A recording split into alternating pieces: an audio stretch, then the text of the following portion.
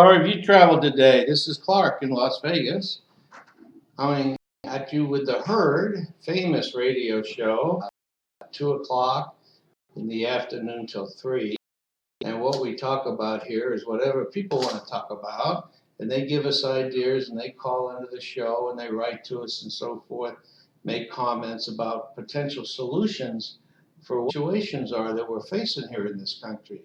We're in a situation where we've been around now for over 200 years, and our birth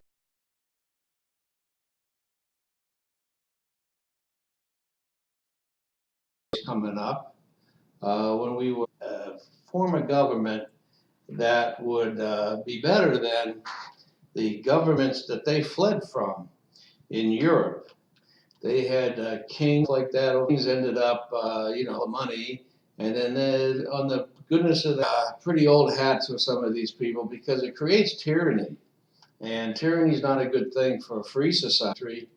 And do away with a king, like, for example, Castro deal, where all his subjects get $20 a month to live off. People living in government-owned this and government, a community where there was no king, but everybody and grew your own food, food for everybody. Maybe someone would do that, but you all shares alike, kind of like a big barter system in a way where you give to other people, and then when you to you, and won't that be a wonderful, wonderful life?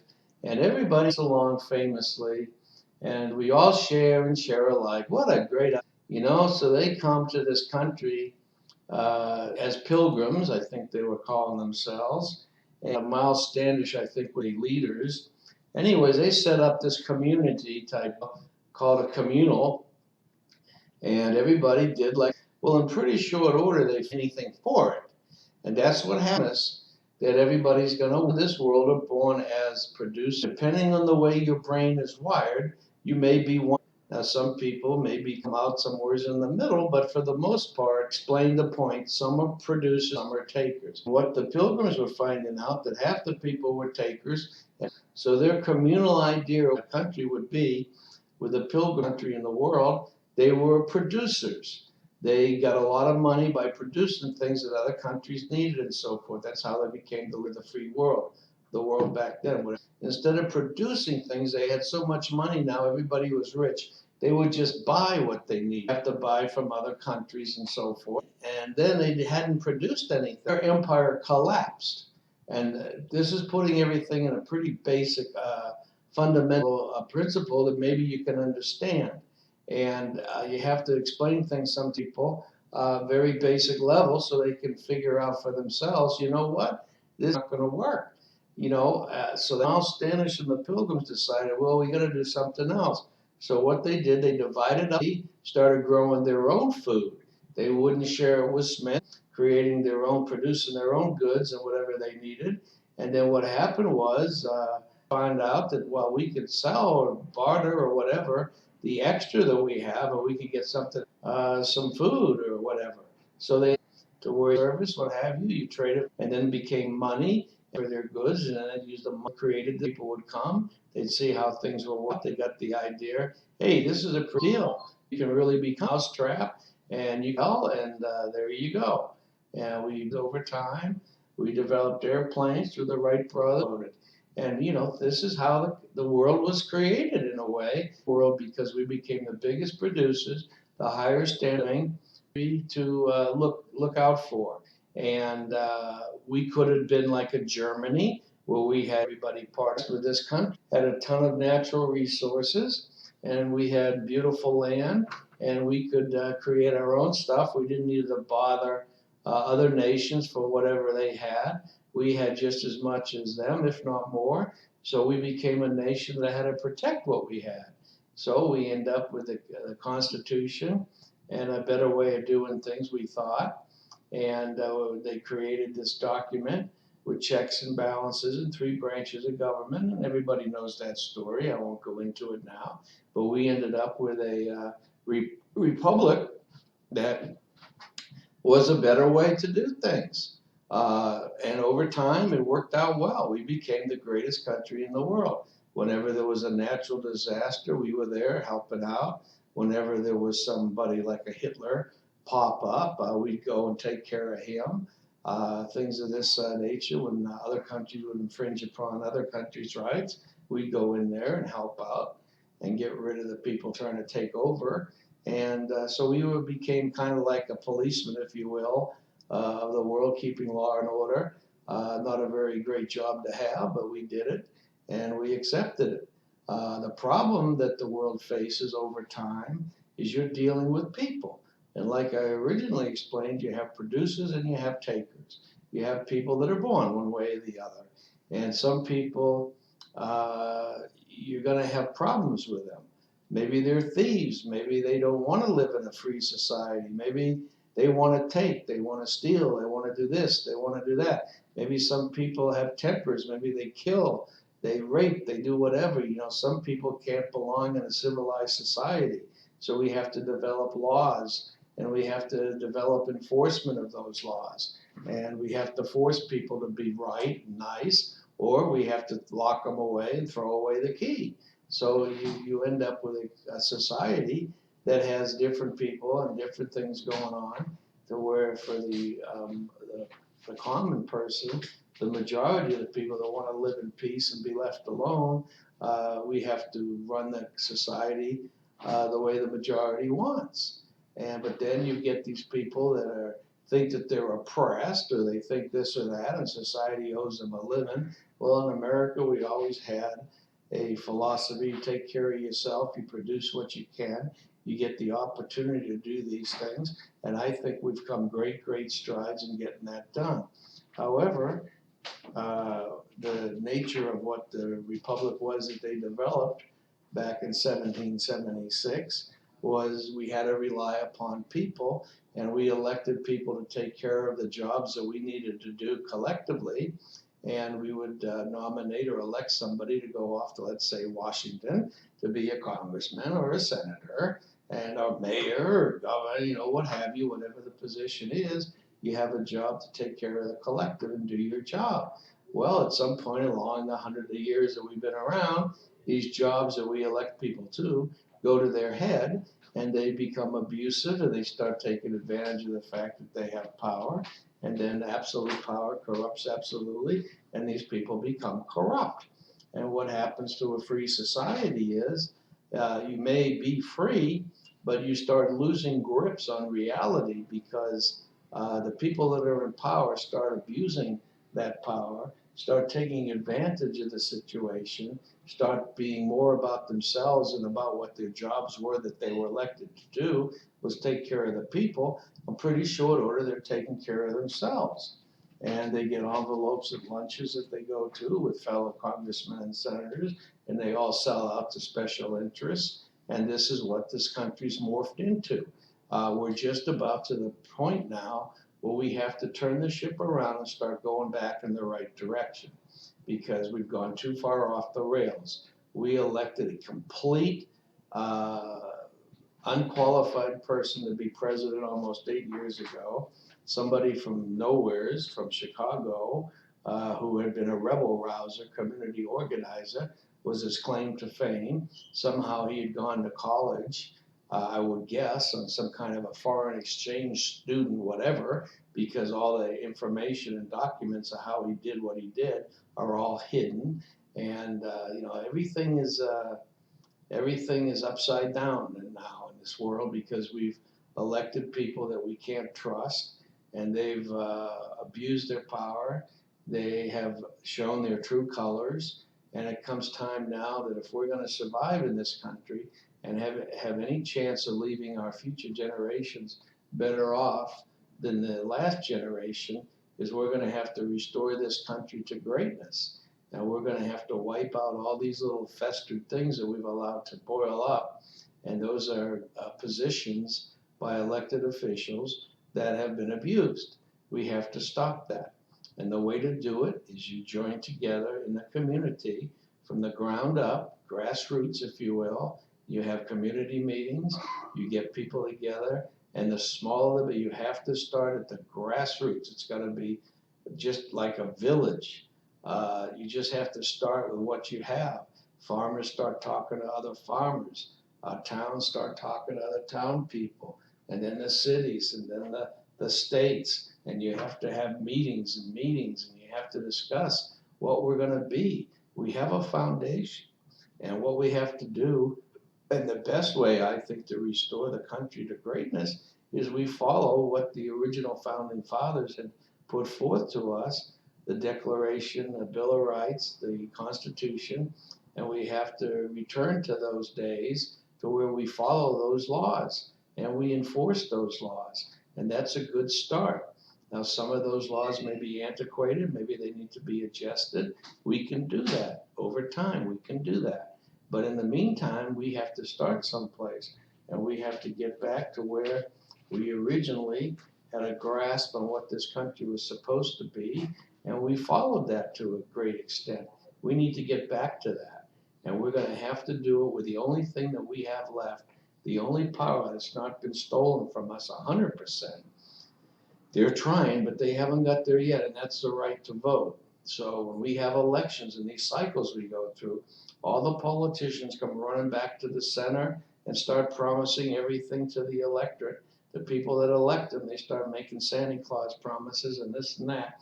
And the only reason they do that is because we have the right to vote. If we didn't have that right to vote, they would never, ever even talk to us. They would be the little kings, and they wouldn't need these peasant little hens running around giving the pesky little citizens. We don't need them.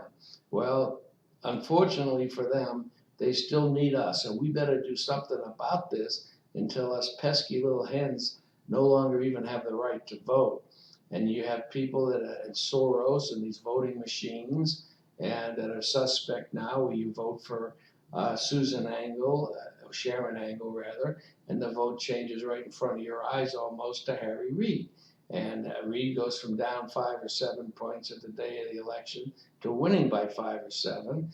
And people were reporting that they voted for Angle and the vote changed to Reid. And what was done about that? Nothing. But we've seen shows, I have anyways, where people that know these computers and know how they work have reported and shown exactly how this was done with these voting machines that will change your vote right in front of your eyes. And then at the end of the day, after the election's over, the chips or whatever is in that little voting machine fizzle out and change themselves, and then there's no evidence that any of this ever happened. If you ever watch some of those old Mission Impossible shows with Phelps getting his instructions from this, like looking like a tape recorder, and then this will self-destruct in 5 seconds, and whoosh, and then it just blows, kind of like smoke screens it up and dissolves itself. Well, that's what these machines do.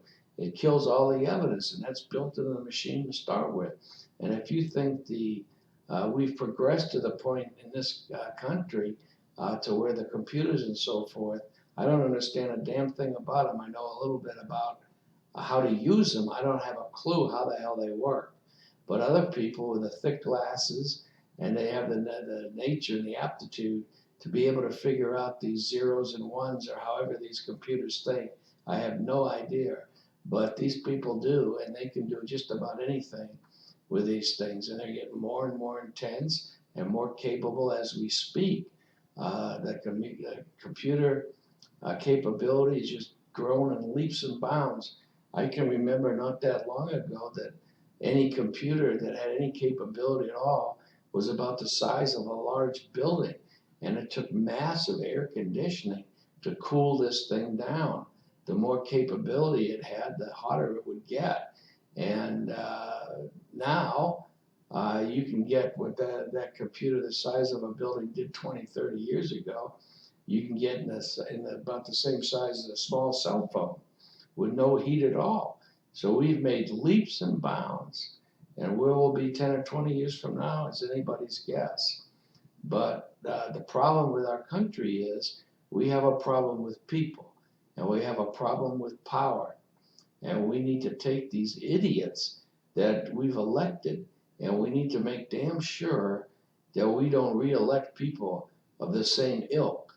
We can't elect community organizers and rebel rousers into a position of power.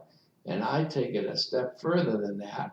I take it to where I don't want any parties. I think the parties are corrupted organizations. They take our votes They cancel them out. They grab the people that we elect. They buy them off with special interests, and the people no longer work for us. They work for the special interest, and they work for these parties. And the parties, their terms don't expire, if you ever notice. The leaders of these parties stay in power, and they get to say who the next president is, and all the way on down the line to congressmen and senators. And it becomes a big game on how they fix these elections to get the people in power that they want. And everybody, oh, you have to have two parties because that's the only way one party checks the other party. No, that's a bunch of BS. Some countries have multiple parties. That doesn't work either. What you need is no parties. You need people to run, like Mr. Smith goes to Washington. You need someone from your community to go off and represent you. And then those people will come back to the community after they've done their term. They return back to whatever they were to start with. And it's kind of like years ago, you go off and serve your country for a few years, and then you come back and return to your community and do what you were doing before, kind of like serving your country. Well, that's the way we need to get our political process back to where we, the people, are the control of our destiny. We have to say what kind of country this is going to be, because it hasn't worked out where we give people power to do it for us, because they take advantage and they abuse that power. So call us up if you have some ideas. Let us know. The main idea around here has been developed to get rid of the parties. We don't need the Democrat Party. We don't need the Republican Party. We need to elect people individually, kind of like a Trump, for example. He's not really a party person.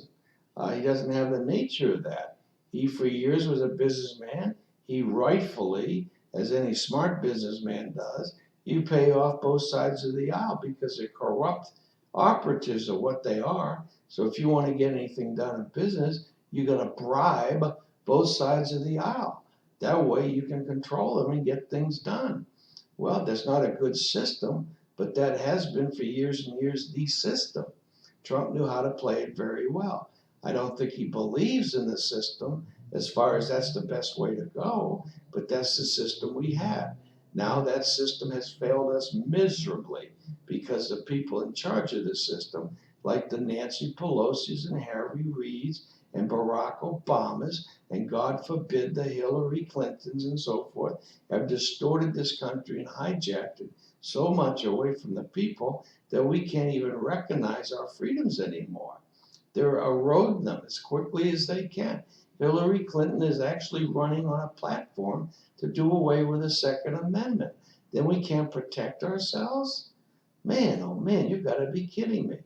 I saw a cartoon the other day in the Las Vegas Tribune, and I'm a big believer in cartoons because I think with just a few strokes of the pen, you can draw a picture and a little subscription there, and you can say exactly what everybody's been saying in the entire newspaper, and for months and months and months.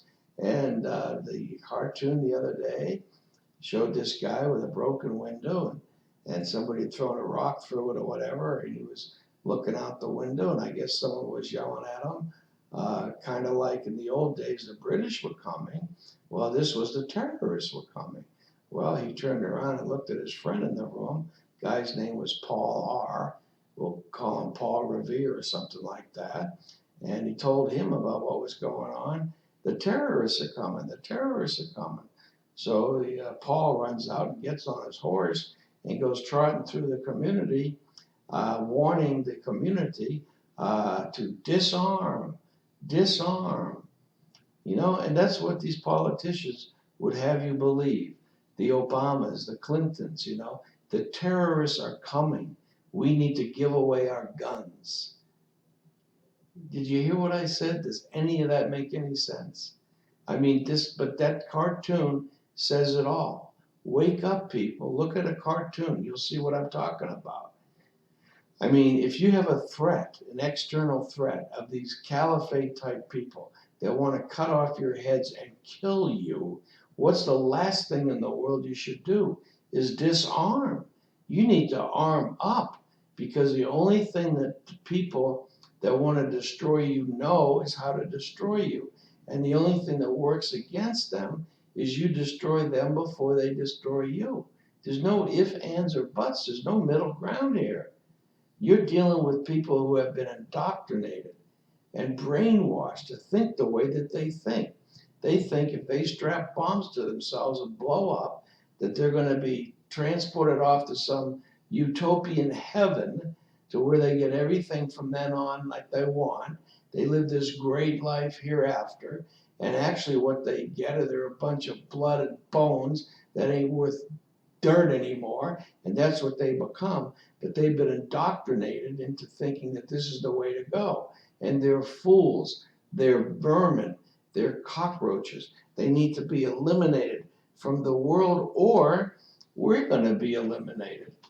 Now, other countries, other worlds, other planets have come before us. There's other planets out there now, and there's been a jillion planets, and there's no limit to how many planets there are in the universe. There's no limit to the space that we're in. Because think about it. What limits it? What's on the other side of space? Nothing. We live in space, and it never ends. So if something never ends, how many planets are out there exactly like us?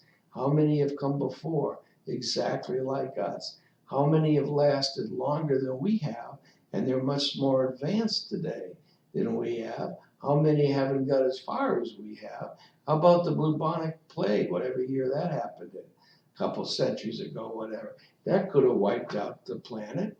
As a matter of fact, I think the dinosaurs were wiped out by some event, perhaps a meteor or something, crashed into the earth and caused a change in climate that destroyed the planet, or the life on the planet, or most of the life at the time was, I guess, dinosaurs. And so planets have a tendency to get wiped out by natural processes or by humans that grow up and invent a nuclear bomb and then start pressing buttons and have a war because people don't get along with one another, kind of like what the terrorists are trying to do. These Islamic phobias, these Islamic fundamentalists are trying to attack the Christians and kill them. They're over there cutting off Christians' heads. So what kind of life do we have here on this planet? We are fundamentally under attack by cockroaches, and we need to eliminate them from the face of the earth. That's it, and then we have to do this. Otherwise, this planet could go to the way of the dinosaurs again, and we could blow ourselves up and have nothing here but a bunch of craters. Now, maybe a billion years from now, again, the fish will come out of the ocean and get legs and turn into humans again, but it's going to take a lot of years to recover. Once you destroy a planet, you got to start over. And not to say it can't be done, but it's not going to be done. And then where do you start from? Now you have to invent the wheel again. You have to invent the plane and the car, and you have to go through all the stuff that we were able to get to now. But we're going to throw it all away, and maybe the next ones that come behind us are going to throw it all away too. And they do it because of stupidity. And this country shows the stupidity every day when you elect somebody like an Obama or perhaps a Clinton, who is the worst person to run for leadership of this country ever. Are we really that dumb, people? Have we turned into that? This lady wants to let in 500% more of what Obama, who's bad enough, trying to let into this country now with these undocumented people. We don't know who they are, but I'll guarantee you this. There's very few guarantees in life as good as this one, that these terrorists or these refugees, whatever you want to call them, coming into this country have been infiltrated by terrorists. There's no question about that. There's no question. That is a guarantee. So we are stupid. What do? Well, let's import 500% more of them. I mean, God, these people are so friggin' dumb. One thing that we have to wipe off this planet is the progressive liberal mindset. These people are destructive cockroaches that need to be eliminated. Look at the policies. Look at what they've done for anything that they've ever touched. It's all destruction and devastation that follows them. Nothing works for these people. They don't know how to do anything. They're really takers. And in these takers, they're creating policies to run the country. You're going to end up with a bunch of takers and no producers, and you're going to end up falling off the cliff. And it just, there's no doubt about it. So if you want to be smart, do the opposite of what these people are professing, and then we'll have a chance to make this country great again. And this is what we've been talking about here at the Herd. And this is what people need to join our organization, or at least chat with us, talk it up. It's not just about the Herd and me or anybody here. It's about what the idea is, to get this information out there, talk about it in the communities, get the communities to rise up, kind of like a Tea Party did, and take over this country and get the rights. We're not taking over the country, we're just bringing it back to where it rightfully belongs, to we the people. We need to take this country back, and then we can get on the road again and re-experience the successes we had back in the 40s. We were in a war in the 40s, but right after the war, we had a particular couple of decades of prosperity. We had the Leave It to Beaver type crowds, where the woman stayed home and took care of the kids and the house. The man would go off to his one job, and that was enough to support the family, send the kiddies off to college, and have a good life and take a vacation now and then and end up owning your home and have a nice retirement. And that's what everybody strived for.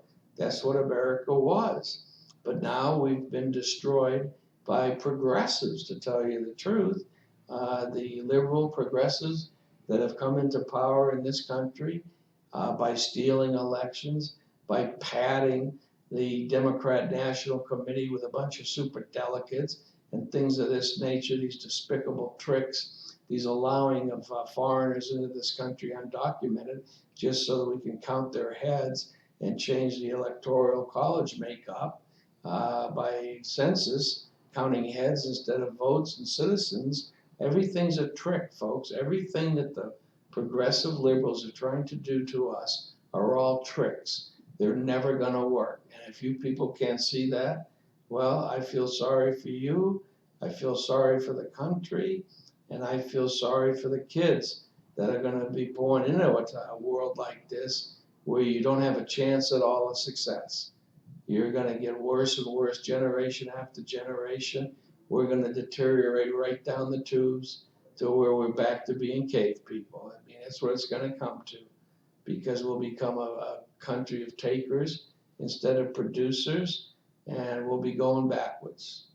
And that's all I can relay to you people. There's nothing I can do to force you to do anything. You're going to have to want to do it.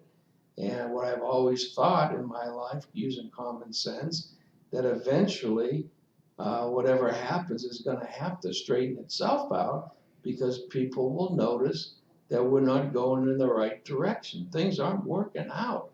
When Obama first ran, he said he was going to divide the seas and this and that, and everything was going to be this utopian bunch of crap. And what's happened? Nothing. This has been the worst administration.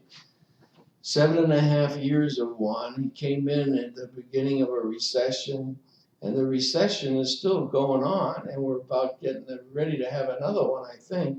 So we've never recovered from the last one, because his policies like cash for clunkers and bail out General Motors by stealing the company from stockholders and bondholders, and everything that he's done has been 180 degrees in the wrong direction. And an idiot flipping a coin would have a better success ratio than that. So somebody's controlling this man, and that somebody is an anti-American that wants to destroy this country, because Obama is doing exactly what you should never do. Every one of his policies is wrong. Why would we unload Gitmo, send these terrorists that we had locked up that had killed Americans, thousands of Americans. Why would we return them to their killing fields? We're just going to go back into action and kill more Americans. Why would we do that? These people are vermin. Why do we have to let them go? We had them in a good place. They were in Cuba. They were isolated. They were segregated from the rest of the world that they want to kill. Good place for them. But no, the liberal goody two shoes come whipping in and they want to close Gitmo. Obama's been talking about that since he was elected. Why? Why was that important to this guy? What kind of ideology is that? It makes no sense whatsoever. And he makes no sense. And Hillary makes no sense. And these people have been on the wrong side of everything that they've done. Take Brexit that just happened over in England. The people of the country said, wait a minute, Brussels is telling us how big our teapots can be and what kind of hair dryers we can have and what we do with our money and this, what next? I mean, where's this gonna end? Is it gonna end up like California? We have a holiday coming up, but Californians can't have a backyard barbecue, God forbid, and they can't clean up their yard a little bit with leaf blowers because Jerry Brown and the liberal ilk have passed laws in California against that stuff. Why? Because of, well, it used to be global warming. Now it might be climate change or something. They always just change names around at will. But you had Al Gore that is a Californian, I guess, these days. He lives in Santa Barbara, I understand, in like a $12 million house on the ocean. And this is the same ocean in the same part of California that he predicted 10 years ago or 15 years ago wouldn't be around in 10 years. Well, he's been living over there for 4 or 5 years now. What happened, Al, you hypocrite? He's all these liberals, all they do is they talk. And they talk what they think you want to hear. There's Santa Clauses, they promise you a rainbow, and they never have to produce because the electorate, the people that have been dumbed down by the liberals and the progressives, don't have a mind of their own anymore, and they can't add up two and two and see that these promises that have been made, the free houses, free cell phones, free food, free college, all these things are going to rely upon somebody paying for those things. And what happens is the people that are capable of paying stop paying. They get tired of working their ass off more and more and more and fighting more regulations and fighting the government at every step of the way. And then the government takes their money, gives it to Joe Sixpack, who's never created a thing in his life except an empty beer bottle. And this is what we end up with. So we're in a lot of hurt, and we got to get this country back.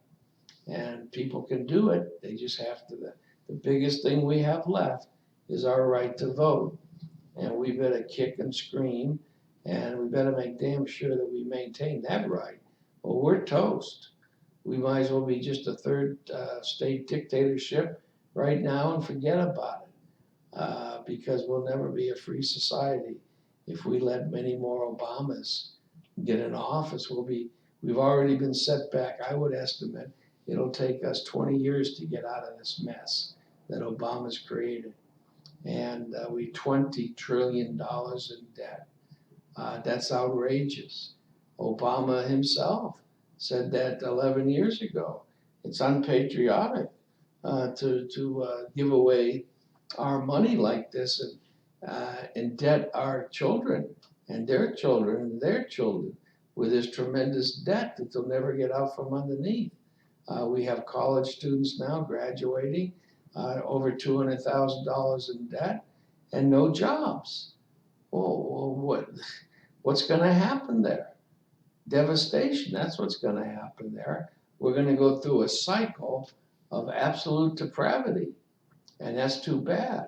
Maybe you can go on this holiday and go to your video store and rent a Mad Max movie or something, because I think that's where we're headed. we're headed off into a land where everybody's fighting everybody else for whatever the hell they can find. And the whole world is in flames. And this is the type of society that we will become, listening to these rebel rousing progressive liberals that don't really have any agenda or know how to do things right. Nancy Pelosi, she proclaims that unemployment's good because for every dollar we spend, we get $1.79 back. That person, having been the majority leader of the Congress, is just blows my mind how stupid she is. We got to pass this bill to find out what's in it. I think she was talking about the Obamacare legislation that is a fraud to begin with. It's a Ponzi scheme. It's not what it is. The name of it's not what it is. There's no care. There's no health care about it because there's no care. It's forced mandatory insurance. The government is forcing you to buy something, just like forcing you to buy a Chevrolet, forcing you to buy whatever they want you to buy. That's not a free society. But they're doing it so they can control 7% of the economy and control that many more people by making you dependent upon them. That's their power base. That's how they stay being what they are, so they can become an Al Gore and live in a multi-million-dollar house, never having really worked a day in your life, uh, produced anything in your life, and you get to fly around in these private jets with a big gigantic carbon footprint that you're out there dictating against. The people, all the peons should, I guess, drive horses instead of cars because he's a hypocrite. He has to get around quick because he's one of the leaders, so he has to fly in a G4. God forbid he should have to travel like the hens do. But these are the hypocrites, these are the liars. When you hear a politician say something, you'd be very better off just by believing the opposite. If you're one of these people that have been indoctrinated your whole life and you're not seeing the utopian promises that were made to you come to realization, maybe you need to start asking yourself why and try to ascertain what the truth is. And you, if you have enough gray matter left between your ears, you'll be able to figure it out. These people lied to you for their own benefit. And they redistributed wealth. They robbed from Peter to pay Paul. And in the process, they got a vote or two out of the deal. And that's what keeps them in power.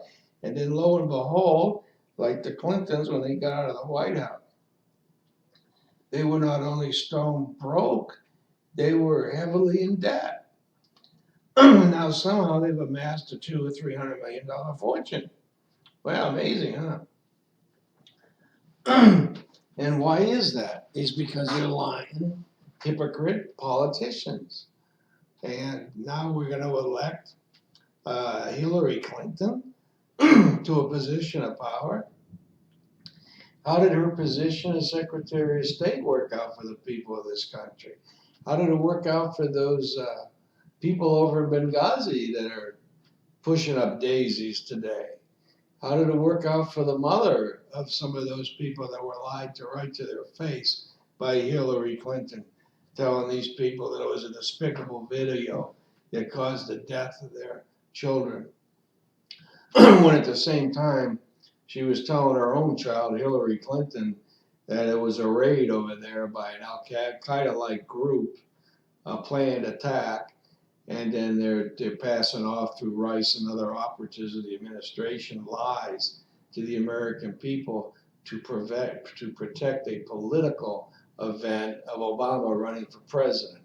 That's what this is all about. This is the whole thing with the Benghazi and the lying and the cheating and the distortions is all about a very simple premise. Everything in this world is pretty simple. All you have to do is stay focused, use your brain, and you can figure it out. It's not hard. You can see what the reason is for everything.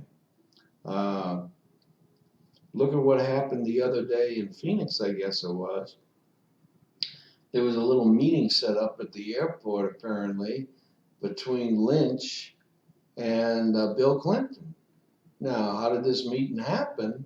Uh, Lynch is in charge of the Department of Justice, who may be getting an indictment from the FBI regarding Hillary Clinton, who's running for president. Can you believe this? Why is that even a chance? Why would somebody under an investigation by the FBI with as few as 300 agents full-time investigating her, why would she be running for president? Because this country's electorate is stupid, that's why. The Democratic Party is a despicable organization that needs to be snuffed out. The Debbie Wasserman Schultz party, where they have these super delegates, as explained by her, are there for the sole purpose of taking away the effect of the people's vote of who they try to nominate as a Democratic person to run for president.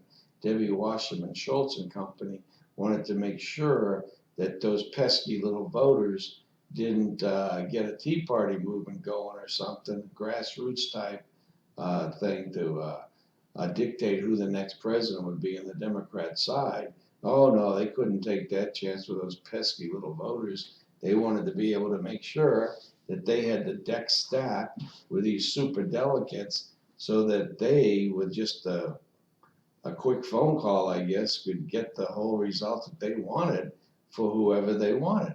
In this particular last cycle, they wanted Hillary Clinton. For whatever reason, I don't know, but there's something going on somewheres. And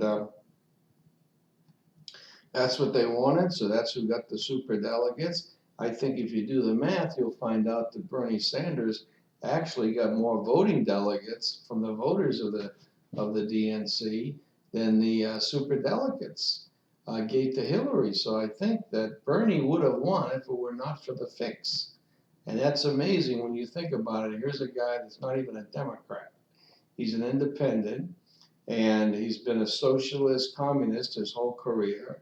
He didn't get out of his house till he was about 40 years old, I think, from what I hear. And he's been an operative in the establishment, the non, I don't know what you call him, independent, but he's just not genuine. He's a fake, and he's a communist. And we almost elect him the president because they put him up in a contest against absolutely the worst candidate anyone could ever imagine in Hillary Clinton. She is a out and out joke. And that's who they put up for a candidate. And that's who they give their super delegates to assure that she's going to be the nominee. Well, we'll see what happens. Anyways, getting back to this little clandestine thing that happened in Arizona the other day that should get everybody turned off to the back to the Clinton days with all the corruption and all the gates and everything that happened in the White House when Bill and Hillary were there with the gates, the travel gate, the FBI gate, all of the Vince Foster gates, the trail of dead bodies that followed them from Arkansas and so forth. You had this little thing that happened the other day in Phoenix. I guess Lynch was in town trying to take over the sheriff's department in Arizona because they didn't like the way that Joe Aparo or whatever was doing the immigration and the border, enforcing actual laws in the country. They can't stand that. They need voters to come into the country so that they can control the elections. And anyways, Bill Clinton, for whatever reason, was in the neighborhood, and I guess somebody came up with this idea, well, why don't we have a meeting with Lynch, and they have to make it like a secret meeting because you can't really meet with the Department of Justice when your wife is under an investigation that the Department of Justice may have to do something on. Well, in this particular case, Bill Clinton was president when he nominated, or appointed rather, this Lynch to be a federal judge, I guess it was, in some part of the country, New Jersey, I think. And so anyways, And then I think Bill Clinton would take credit, whether he had anything to do with it or not. When Eric Holder stepped down as Attorney General, Obama appointed this Lynch, and maybe Bill Clinton had some input about who to appoint. But anyways, Roberta Lynch does not have clean hands, and now her hands are filthy because she allowed her office to be compromised by Bill Clinton somehow arranging to have some sort of a meeting with Lynch while she was there in Phoenix. And what they did, they didn't have a meeting in the terminal. They didn't, just run into each other and have some pleasantries. No, they had an actual meeting for like 30 minutes. And where this meeting took place was on board somebody else's airplane that happened to be in Phoenix for whatever reason. There was always planes sitting around, and Roberta Lynch had her own plane. I guess Bill Clinton had his, but they couldn't meet on either one of those planes because it would have been too obvious. So they had another plane used that was plugged into the charging equipment, which is just powering up the jet without turning on the engines. They could run the electrical system and turn on the air conditioning because it was over 100 degrees in Phoenix the other day, so they could have a nice, comfortable environment for this little meeting, and that's what happened. So the ex-president of the country, whose wife is now running to be president, had a clandestine meeting with the head of the Attorney General of the United States, who's going to end up with an indictment if the FBI decides to go forth with the Department of Justice and indict Hillary Clinton. And boy, if there was ever anyone that deserved being indicted, it's this filthy lying bitch who A, lied about Benghazi, B, lied about her emails, erased 30,000 emails. You mean like with a cloth? She's just a lying dirtbag. I've never sent an email that was marked classified. Well, think about that lawyerly up statement. How do you send an email, you people that know about emails? When I send an email, it's not, I'm not the Secretary of State, but I can imagine that at some point in time, depending on the sensitivity of communication, it may be marked classified, but it's not classified when it comes directly from the Secretary of State, and it hasn't gone anywhere yet. There's no one sitting over Hillary's shoulder stamping things that she's got to send out of her emails classified. So that's one of these fraudulent, phony statements that lawyers have a propensity to make. They lie. They don't tell you the whole truth. They put other words in there. Like, oh, I've never said anything that was marked classified, keyword being marked. Of course not. So, all these adjectives, I love them when you're dealing with lawyers. But anyways, we're living in a society, a country right now, we have to pay attention. I hope if people call in, start paying attention, get together with your neighbors.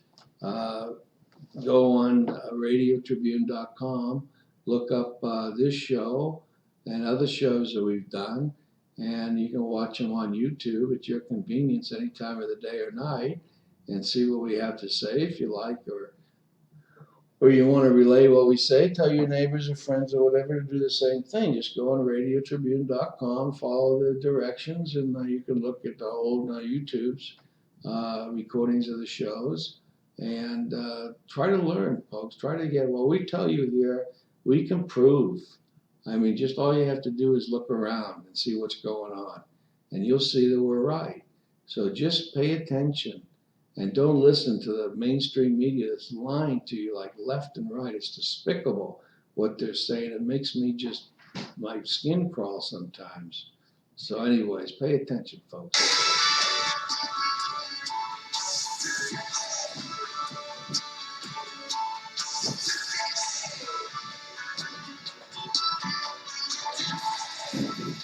My country today, sweet land of liberty. Proudly I say,